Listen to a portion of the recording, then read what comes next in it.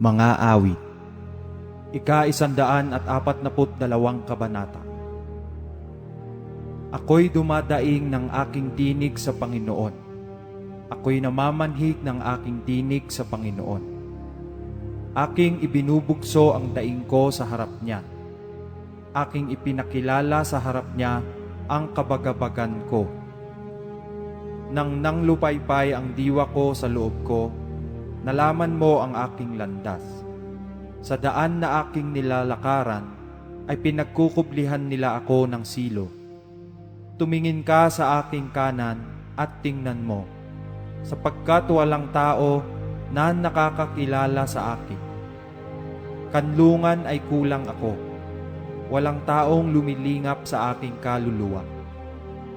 Ako'y dumaing sa iyo, O Panginoon, aking sinabi. Ikaw ay aking kanlungan, aking bahagi sa lupain ng may buhay. Pakinggan mo ang aking daing, sapagkat ako'y totoong nababa.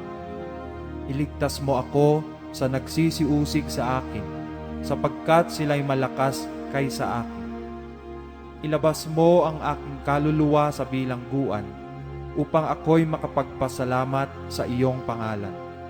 Kubkubin ako ng matuwid, sapagkat ikaw ay gagawang may kagandahang loob sa akin.